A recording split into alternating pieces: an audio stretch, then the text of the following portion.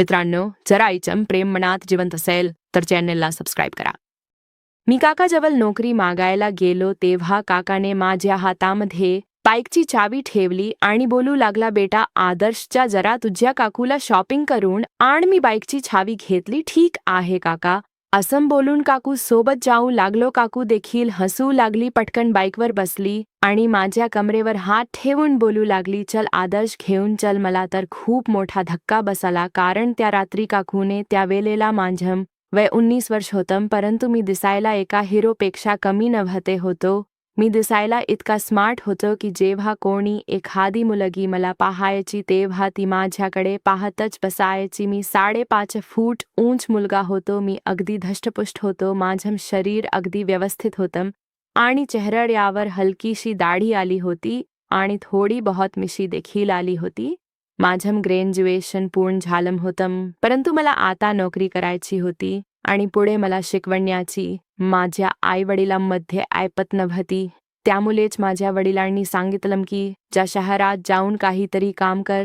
परंतु मी माझ्या वडिलांना म्हणालो की शहरात कोण माझ्या असम ओळखीचा आहे, माझ्यासाठी तिथे कोण बसलाय जो मला लगेच नोकरी देईल. हे ऐकून माझ्या वडिलांनी मला एक कागद दिलं आणि बोलू लागले, शहरामध्ये तुझ्या काकाचं घर आहे, तिथे जा आणि त्याच्याकडे नोकरीबद्दल बोल, तो तुझं काम करून देईल. हे ऐकून मी तर अगदी हक्काबक्का झालो, कारण की मी आजपर्यंत माझ्या घरामध्ये त्या काकाबद्दल कधीच ऐकलं नव्हतं. त्यामुळे हे काका अचानक कुठून आले आईला विचारू लागलो तेव्हा आई बोलू लागली की तुझा बाप तर गरीब आहे, तर काका मात्र खूपच श्रीमंत आहे, त्यामुळेच तुम्ही त्यांना कधीही भेटला नाहीत. परंतु तो काका तुझा सख्खा काका आहे, तो तुझी मदत नक्कीच करेल. जाताना आईने मला सल्ला दिला की बेटा जरा लक्षपूर्वक सावध रहा, तो मोठा माणूस आहे. ठीक आहे असं बोलून मी देखील होकारार्थी मान हलवली. दुसऱ्या दिवशी मी शहरात आलो. काकाच्या पत्त्यावर पोहोचलो तेव्हा मला खूप मोठा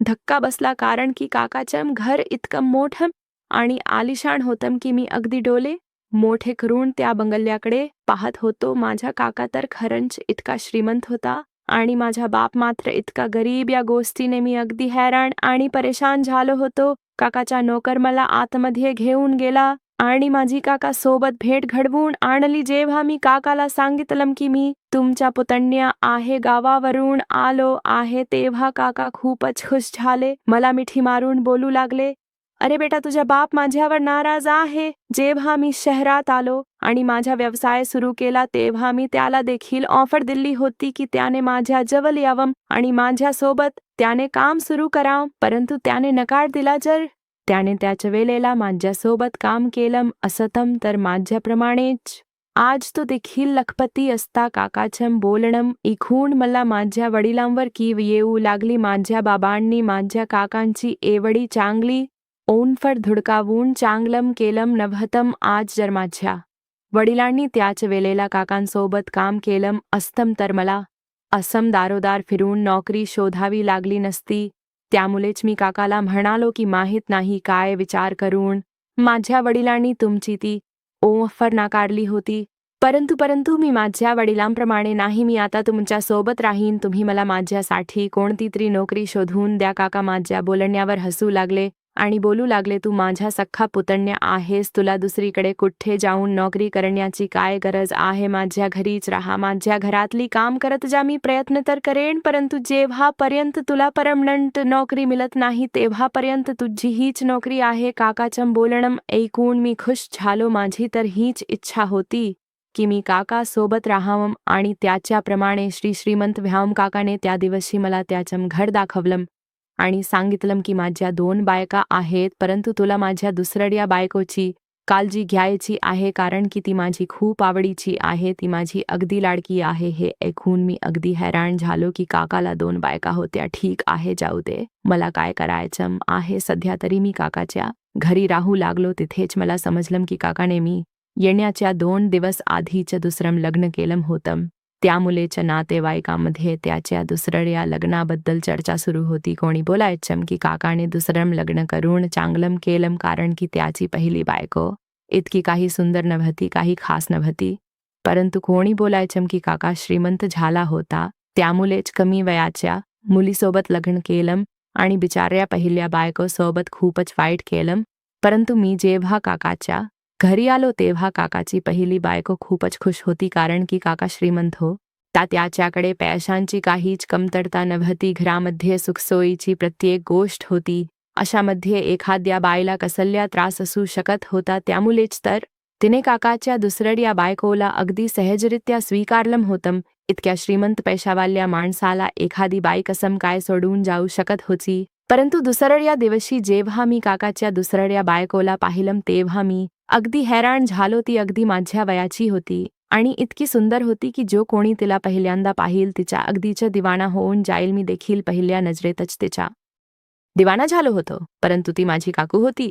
त्यामुळे जेव्हा मी पहिल्यांदा तिला मनसोक्त पाहिलं तेव्हा मी शर्मेने माझी मान खाली घातली. काकाने मला सांगितलं होतं की माझ्या नवीन काकूची काळजी घ्यावी. त्यामुळेच मी काकूच्या मागे पुढे फिरू लागलो, कारण की मला समजलं होतं की जर काकूला मी खुश केलं तरच माझी नोकरी अगदी पक्की होईल. काकूला फिरण्याची खूपच हौस होती, परंतु काकाजवळ इतका वेळ नव्हता ज्यामुळे तो प्रत्येक वेळेला काकूला सोबत घेऊन फिरू शकेल. त्यामुळेच काकाने काकूला एक नवीन गाडी घेऊन दिली आणि त्याची चावी माझ्या हवाली केली आणि मला सांगितलं की जर माझ्या बायकोने रात्री 12 वाजता देखील कुठे बाहेर जाण्याची इच्छा व्यक्त केली तर नकार देऊ नकोस. तिला लगेचच तिथे घेऊन जा. काकूचे पाय तर जमिनीवर थांबतच नव्हते. काकू हे ऐकून खूपच खुश झाली, परंतु त्यानंतर उदास चेहरा करून काकाला बोलू लागली की मला तुमच्या सोबत प्रत्येक ठिकाणी जायचं आहे. काकूच्या त्या बोलण्यावर काका अगदी प्रेमाने बोलू लागला, जर मी तुझ्यासोबत प्रत्येक ठिकाणी जाऊ शकलो असतो तर मला देखील खूप बरं वाटलं असतं, परंतु मला खूप सारे काम असतात. माझ्याजवळ इतका वेळ नसतो, त्यामुळेच तू आदर्श सोबत जातच्या. काकाने जेव्हा माझं नाव घेतलं तेव्हा काकासोबत अजूनच नखरड्याने बोलू लागली, तर मी मात्र काकूच्या नवीन गाडीला अगदी निरखून पाहत होतो. ती गाडी इतकी सुंदर होती की त्या गाडीवरून माझी नजरच बाजूला होत नव्हती. मी अगदी त्या गाडीचा दिवाना होऊन त्या गाडीला पाहत होतो. तेव्हा काकूने माझा हात पकडून जोरात हलवला आणि विचारू लागली, तुला गाडी चालवता येते ना? मी अगदी दचकून काकूकडे पाहिलं. काका त्याच्या कामावर निघून गेला होता. काकू आणि मी त्या वेळेला दोघेच घरात होतो. काकूच्या त्या प्रश्नावर मी म्हणालो, हो काकू, मलाही गाडी चालवता येते. माझ्या त्या उत्तरावर काकू बोलू लागली, मग तू मला आता माझ्या आईच्या घरी घेऊन चल. सर्वात पहिले मला तिला ही गाडी दाखवायची आहे. काकूच्या त्या बोलण्यावर मी तिला घेऊन तिच्या घरी पोहोचलो. तिची आई तर नवीन गाडी पाहून खूप खुश झाली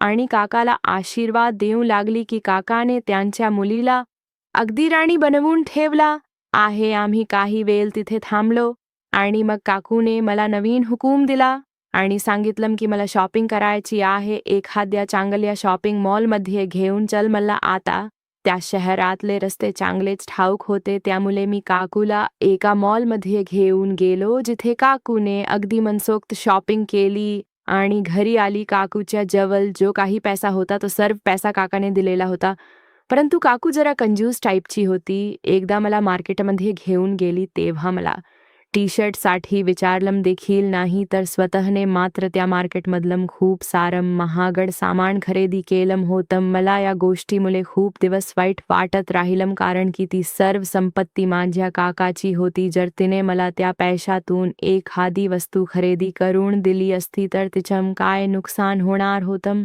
परंतु मी काकाच्या घरी कामाला होतो. काका तर माझ्यावर खूप प्रेम करत होता, परंतु काकू माझ्याशी अगदी नीट्स बोलत देखील नव्हती. ती मला नोकर समजत होती. परंतु मी इथे येऊन विचार केला होता की मला देखील काकाप्रमाणे श्रीमंत बनायचं आहे, त्यामुळे जे काही कठीण प्रसंग येतील ते सगळे सहन करीन. काकांची पहिली बायको माझ्यासोबत खूप चांगलं वागायची. ते जेव्हा कधी माझ्याकडून एखादं काम करून घ्यायची माझ्या हातावर 1000-2000 रुपये नेहमी ठेवायची. परंतु मला माहीत होतं की काकाची सर्व संपत्ती दुसऱ्या बायकोच्या हातात होती, कारण की काकाच्या पहिल्या बायकोच्या हातातून माझा काका निघून गेला होता आणि तो आता दुसऱ्या बायकोच्या मुठीत होता. काकूला ही गोष्ट चांगल्या प्रकारे ठाऊक होती, त्यामुळे ती आणि तिची आई माझ्या काकांच्या पैशांवर खूप मजा मारत होत्या आणि ही गोष्ट मला देखील माहीत होती. त्यामुळे मी देखील काकूच्या मागे पुढे करत होतो, जेणेकरून तिच्या माझ्यावर विश्वास बसावा. तसंही मी पूर्ण दिवस तिच्यासोबतच असायचो. हळूहळू मी काकूच्या नजरेत यायला लागलो. ती जिथून जिथून शॉपिंग करायची त्याचा सगळा हिशोब माझ्याजवळ असायचा आणि तो सगळा हिशोब मला रात्री काकाला द्यावा लागायचा. परंतु मी त्या गोष्टींमध्ये काकाच्या ऐवजी काकूला साथ द्यायचो, कारण की मी पहिल्या दिवसापासूनच पाहिलं होतं की काकाचं काकूवर खूप प्रेम होतं. मला माहीत होतं जेव्हापर्यंत काकू माझ्यावर खुश राहील तेव्हापर्यंत मी काकाच्या घरामध्ये आरामात नोकरी करू शकत होतो. तसं तर काकू माझ्याकडून एक रुपयाचा हिशोब घ्यायची. परंतु माहीत नाही का, त्या रात्री काकू माझ्यावर खूपच मेहरबान होती. पूर्ण दिवस ती तिच्या आईच्या घरी राहिली. मी घ्यायला गेलो तेव्हा ती मला बोलू लागली, आदर्श, जेव्हापासून तू शहरात आला आहेस अदलून बदलून फक्त हेच कपडे घालतोस. हे ऐकून मी काकूला म्हणालो, मी तुमच्याप्रमाणे श्रीमंत नाही ना, एका दिवसात मी 3 कपडे नाही बदलू शकत. माझ्या त्या बोलण्यावर काकूने मला अगदी निरखून पाहिलं आणि बोलू लागली, तुझा काका इतका श्रीमंत माणूस आहे, त्याच्याकडून खर्च मागतच्या. काकूच्या त्या बोलण्यावर मी म्हणालो, मला काकाची संपत्ती नकोय, माझ्यासाठी हेच पुरेसा आहे की काकाने मला नोकरी दिली. आणि मग त्या संध्याकाळी ती मला बाजारात घेऊन गेली. मला बोलू लागली की मला थोडी शॉपिंग करायची आहे. मी तिची ऑर्डर पाळली. काकू मला रस्ता सांगत गेली. त्या दिवशी काकू मला खूप मोठ्या दुकानात घेऊन गेली, महागड्या दुकानात घेऊन गेली. तिथे जाताच मला एक विचित्र प्रकारे बेचैनी जाणवू लागली, कारण की मी तर एक नोकर होतो आणि तिथे येणारी तरुण मुलं श्रीमंत बापाची मुलं वाटत होती. त्यांचं ते राहणीमान, पर्सनॅलिटी पाहून मला थोडं लाजल्यासारखं होऊ लागलं. मग मी याचा विचार करून हैराण होत होतो की काकू मला इतक्या महागड्या दुकानात का घेऊन आली असेल. कदाचित काकूला स्वतःसाठी कपडे खरेदी करायचे आहे. परंतु मी त्यावेळेला अगदी हक्काबक्का झालो ज्या वेळेला काकूने दुकानदाराला सांगितलं की या मुलाच्या मापाचे चांगले कपडे दाखवा. काकूने माझ्याकडे इशारा केला आणि मी अगदी हैराण झालो, परंतु तोंडातून एक शब्द देखील काढला नाही. त्या दुकानदाराने पहिल्यांदा तर मला डोक्यापासून पायापर्यंत निरखून पाहिलं. मी अगदी साधासा टी-शर्ट घातला होता आणि साधीशी पेनंट घातली होती, जिथे ठिकठिकाणी डाग लागलेले होते. हे तर अगदी सरळ आहे की मी काकांचा नोकर होतो, त्यामुळे ते मला जे काही काम सांगायचे मी त्याच्यावर काहीही आक्षेप न घेता ते काम लगेचच पूर्ण करायचो. काकाच्या दोन्ही बायकांची काम देखील माझ्याच माथ्यावर होती, त्यामुळेच माझ्या कपड्यांवर मातीचे असे वेगवेगळे डाग लागलेले असायचे. दुकानदार माझ्या त्या अवताराला अगदी हैराणीने पाहत होता, तर काकू मात्र स्वतःसाठी कपडे पसंत करू लागली. ते खूप मोठं दुकान होतं. काकू मला त्या दुकानात घेऊन गेली होती, जिथे प्रत्येक प्रकारचे कपडे होते. मी हैराणीने प्रत्येक गोष्टीला पाहत होतो. चारही बाजूला फक्त आरसे आणि आरसेच लावलेले होते. अच्छा, तर या मुलाच्या मापाचे कपडे दाखवायचे आहेत. त्या दुकानदाराने असं बोलत मला डोक्यापासून पायापर्यंत निरखून पाहिलं आणि काकूला विचारू लागला, मॅडम, तुम्ही याच मुलाबद्दल बोलताय ना? दुकानदाराला देखील माझ्याप्रमाणे विश्वास बसत नव्हता, त्यामुळे काकूला सारखं विचारल्यामुळे काकू जरा रागावली आणि दुकानदाराला बोलू लागली, हो, याच मुलासाठी चांगले कपडे काढा, समजत नाही का? एकदा सांगितलेलं. दुकानदार काकूचा तो राग पाहून शांत झाला आणि माझ्या मापाचे 4-5 टी-शर्ट, जीन्स बाहेर काढले आणि माझ्या हातात दिले. काकूने तिच्यासाठी कपडे पसंत केले होते, त्यामुळेच ती येऊन गाडीत बसली. मी दुकानदाराला पैसे दिले. कपड्यांचे बिल 4000 झालं होतं. ते पैसे मी दुकानदाराला दिले. मी गाडीत येऊन बसलो तेव्हा विचार करू लागलो की काकूने माझ्या कपड्यांवर एवढे सारे पैसे खर्च केले.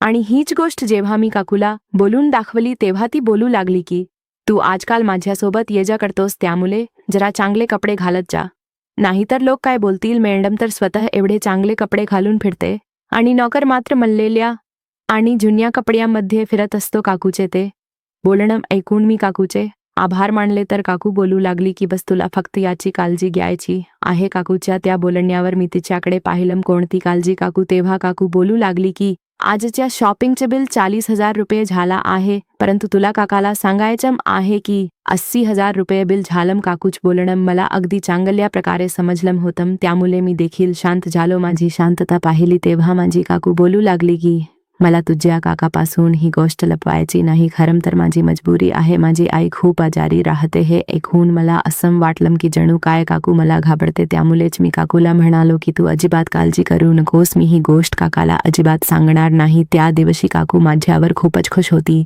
आणि ती आता माझी खूप जास्त काळजी घेऊ लागली. काका देखील माझी खूप काळजी घेत होता, परंतु काकूची गोष्टच वेगळी होती. अशा प्रकारे हळूहळू मी काकूचा विश्वास जिंकण्यामध्ये यशस्वी होत गेलो. काकू देखील त्या दिवसापासून मला जास्त महत्त्व देऊ लागली. काकाला सांगून मला सर्वंट क्वार्टरमधून बाहेर काढलं आणि त्याच्या शेजारी असलेली खूप द्यायला सांगितली. काका काहीच म्हणाला नाही, कारण की मी त्याचा सख्खा पुतना होतो. त्यांना तर आनंदच व्हायला पाहिजे होता. मी देखील हे पाहून अगदी हवेत उडू लागलो. मी आता निश्चय केला होता, ठरवलं होतं की काकूला खूपच खुश ठेवत जाईन. जितकं ती माझ्यासाठी करत होती मी देखील तिच्यासाठी यापेक्षा डबल करत जाईन. काका तर आधीपासूनच काकूचा दिवाना होता, कारण काकू दिसायला अगदी सुंदर आणि कमी वयाची होती. त्यामुळेच बघणारा काकूचा ते सौंदर्य पाहून अगदीच वेडा व्हायचा. काका आणि काकू सोबत लग्न कदाचित या केलं होतं, कारण की ती खूप सुंदर होती. कदाचित काकाचे मन काकूवर आलं होतं. एके दिवशी काकू तिच्या आईच्या घरी जाऊ लागली, तेव्हा मला तिच्या खोलीत बोलावलं. मी काकूच्या खोलीत गेलो की कदाचित तिच्या माझ्याकडे काहीतरी काम असेल. परंतु जेव्हा मी काकूच्या खोलीत गेलो तेव्हा ती मला बोलू लागली, आदर्श, हा हार माझ्या गल्ल्यात घालशील का? माझ्याकडून सारखा सारखा खाली पडतोय. हे ऐकून मी घाबरलो, कारण की मला तिचं सौंदर्य अगदी व्यवस्थितरित्या ठाऊक होतं. परंतु मी तिला पाहून नेहमीच माझी नजर खाली झुकवायचो. खरं तर ती दिसायला इतकी सुंदर होती, ज्यामुळे तिला सारखं सारखं पाहायचं मन करायचं. जेव्हा माझी ती भीती काकूने पाहिली तेव्हा काकू हसू लागली आणि बोलू लागली, तू तर असा घाबरतो जणू काय मी एक भूतच आहे. काकूच्या त्या बोलण्यावर मी घाबरत घाबरत तिला तो हार घातला. काकू बोलू लागली की आज माझ्या मैत्रिणीचे लग्न आहे, परंतु माझ्याजवळ हे छोटसं आणि साधं हार आहे. तू तुझ्या काकाकडे माझी जरा शिफारस कर. हे ऐकून मला काहीच समजलं नाही. असा आवाहन काकूकडे पाहिला तेव्हा काकू बोलू लागली, मला यापेक्षा मोठा हार घ्यायचा आहे, परंतु तुझ्या काकाला सांगण्याची हिंमत होत नाही. तू तुझ्या काकाला सांग. हे ऐकून मी काकूला म्हणालो, काका माझं बोलणं ऐकतील ते बोलणं. इखून काकू बोलू लागली, कसम नाही ऐकणार. तुमच्या रक्ताचं नातं आहे. तुझ्या काकाचं तुझ्यावर खूप प्रेम आहे. तुझं बोलणं ते कधीच टाळणार नाहीत. हे ऐकून मी काकूला म्हणालो, ठीक आहे, मी काकासोबत नक्की बोलेन. काकू माझं बोलणं ऐकून खूप खुश झाली. त्या दिवशी मी काकूला तिच्या मैत्रिणीच्या घरी सोडून आलो. घरी आलो तेव्हा काका घरी आला होता, त्यामुळेच मी काकूची ती इच्छा काकाला सांगितली. काका शांत झाला. मला वाटलं कदाचित काकाला माझं ते बोलणं अजिबात आवडलं नाही. मी माझ्या खोलीत येऊन झोपलो. मी रात्री घरी परत आलो होतो. थकल्यामुळे घरी येताच मला गाढ झोप लागली. सकाळी जागा आली तेव्हा काहीच काम नव्हतं. मी आरामात नाश्ता केला तेव्हा एक नौकर आला आणि बोलू लागला, तुला मालक बोलवत आहेत. मी काका जवळ गेलो तेव्हा काका बोलू लागले, चल बेटा, तुझ्या ड्युटीवर लागून. काकाने त्याच्या बाईकची चावी माझ्या हातात दिली. तसं तर माझं नाव आदर्श होतं, पण काका मला नेहमीच बेटा अशी हाक मारायचे. परंतु काकाचं ते बोलणं ऐकताच मी काकाला विचारलं, कसली ड्युटी? तर काका बोलू लागला, बेटा जा जरा तुझ्या काकीला शॉपिंग करून आण. काकाच्या त्या बोलण्यावर मी काकाला म्हणालो, का काका आज गाडी कुठे आहे? काका बोलू लागला, आज तुझ्या काकूची गाडी खराब आहे, त्यामुळे काकूला बाईकवर घेऊन जा काका.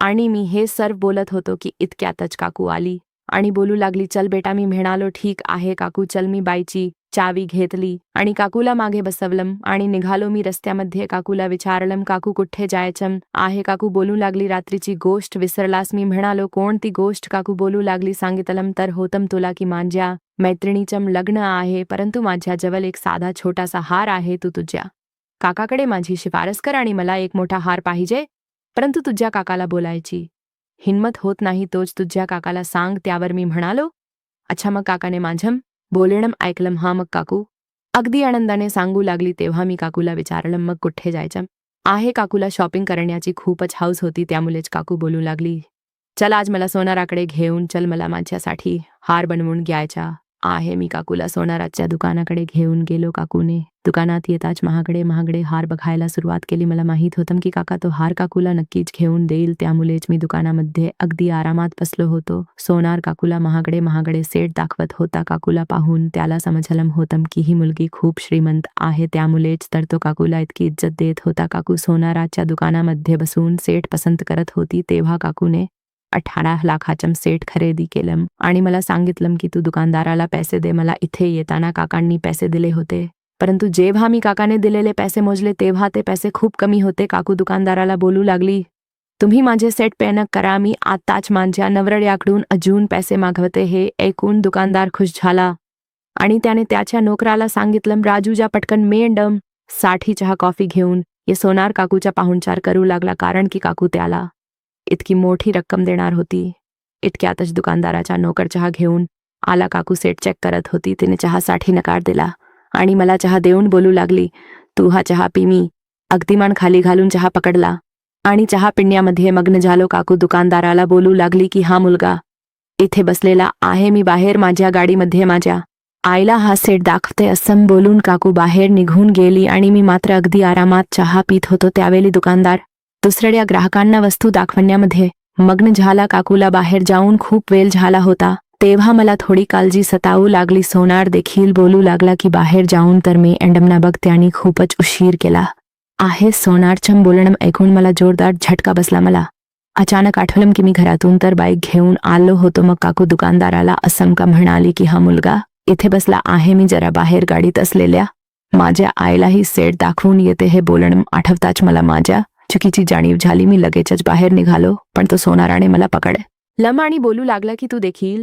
मिएंडम प्रमाणे प्लून गेलास तर. तेव्हा सोनाराने त्याच्या नोकराला बाहेर जायला सांगितलं. तुझ्या बाहेर आणि त्या मेंडमना बघून ये नोकर बाहेर गेला, परंतु काही वेळानंतर रिकाम्या हाताने परत आला. बोलू लागला तिथे बाहेर तर कोणीच नाही असं वाटतं की याची मालकीन आपले सगळे दागिने घेऊन पळून गेली आहे. तेव्हा हे ऐकून माझ्या पायाखाली जमीन सरकून गेली. मला काकू कठून या अशा गोष्टीची अजिबातच अपेक्षा नव्हती. त्यामुळेच मी त्या सोनाराला सांगितलं की नक्कीच माझी काकू कोणत्या तरी संकटात सापडली असेल, परंतु ती फसवणारी बाई नाही. तुमच्या नक्कीच काहीतरी गैरसमज झाला आहे. मी आताच माझ्या काकांना फोन करतो. परंतु माझं ते बोलणं ऐकून त्यांना अजिबातच माझ्यावर विश्वास बसला नाही. त्यांनी लगेचच पोलिसांना फोन केला आणि त्यांनी मला पोलीस स्टेशनला पाठवलं. मी कितीतरी तास पोलीस स्टेशनमध्ये बसून राहिलो. पोलिसांना असं वाटलं की मी देखील काकूच्या त्या सगळ्या कारनामामध्ये सामील आहे. मी त्यांना विश्वास दिला. त्यांनी मला मारलं. त्यांच्या पद्धतीने विचारलं. संध्याकाळी काका पोलीस स्टेशनमध्ये आला. मी काकाला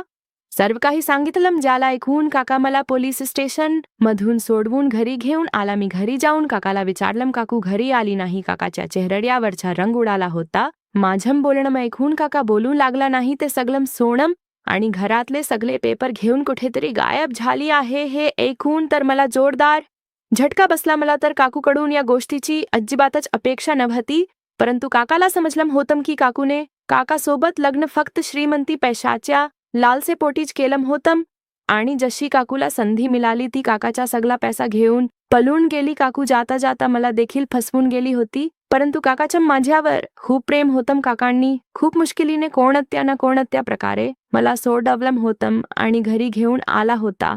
काकाला आता पश्चाताप झाला होता की त्याने इतक्या कमी वयाच्या आणि सुंदर मुलीसोबत लग्न करायला नको हवं होतं. काकू गायब झाल्यानंतर मी देखील काकाची नोकरी सोडली, कारण की काकू असं वागल्यानंतर माझं अजिबातच मन करत नव्हतं की मी शहरात राहावं. त्यामुळेच मी परत माझ्या गावी आलो. मी तर माझा जीव वाचवून पळून आलो होतो, परंतु काका मात्र खूप वेळपर्यंत कोर्ट पोलीस स्टेशन या सगळ्यांच्या चक्रा मारत होता. शेवटी काकाने त्याची ओळख वापरली आणि थोडे बहुत पैसे त्या सोनाराला देऊन त्यातून सुटका मिळवली. काका खूप वर्ष काकूला शोधत राहिला, परंतु त्याला यश मिळालं नाही. कोर्ट कचेरीतून जेव्हा काकाची सुटका झाली तेव्हा काकाने पुन्हा एकदा मला त्याच्या जवळ बोलावलं, परंतु यावेळेला मी नोकर म्हणून नाही तर काकाने मला त्याच्या व्यवसायामध्ये सामील केलं होतं. मी देखील दिवस रात्र मेहनत करून व्यवसाय शिकण्याचा पुरेपूर प्रयत्न केला. काकाचा व्यवसाय आधीपेक्षाही चांगला चालू लागला.